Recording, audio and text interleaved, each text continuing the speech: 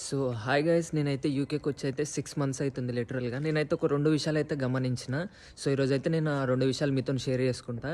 నేను ఈ video record చేసే టైం అయితే 3:30 అట్లా అవుతుంది. చూడండి ఇప్పుడే ఎంత వెలుగు వచ్చేసిందో. ఈ సమ్మర్ టైంలో నేను గమనించింది ఏంటంటే నైట్ 10:30 వరకు అసలు చీకటి కావట్లేదు.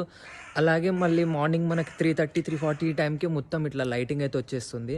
ఇంకొక విషయం ఏంటి అని అంటే, మన ఇండియాలో ఇప్పుడు ఎట్లయినా నార్మల్గా ఏమన్నా కన్స్ట్రక్షన్స్, రోడ్స్ రిపేర్ ఏమన్నా ఉంటే మాత్రం ఎట్లా అంటే అట్లా వదిలేసి ఇవి చేస్తారు కదా.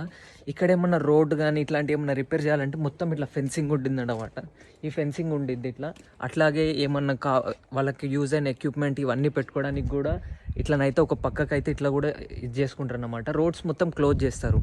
ఇప్పుడు మనందరికి తెలిసిందే ఈ అబ్రాడ్లలో మ్యాక్సిమం ఎలక్ట్రిసిటీ ఇవన్నీ అండర్ గ్రౌండే ఉంటాయి కదా. సో ఇది బట్టి ఈ ఫెన్సింగ్ ఇప్పటికీ నేనైతే ఒక 25 డేస్ నుంచి ఫెన్స్ ఇట్లనే ఏంగా చూసినాను.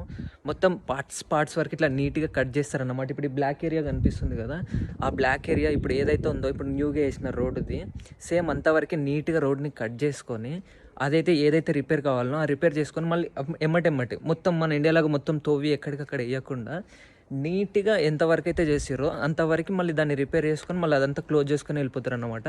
నేను ఇక్కడికి వచ్చినప్పుడు స్టార్టింగ్లో నేను జాన్లో అట్లా వచ్చినాను. ఆ టైంకి అయితే అది అక్కడ సైడ్ ఉండేది. ఇప్పుడు అక్కడ క్లియర్ అయ్యి మా ప్లేస్కి అయితే వచ్చిందనమాట. అండ్ కంటెంట్ వీడియోస్ ఇంకెన్నో పోస్ట్ చేస్తా. సో నా ఛానల్కి లైక్, షేర్ ఇంకా సబ్స్క్రైబ్ చేయండి.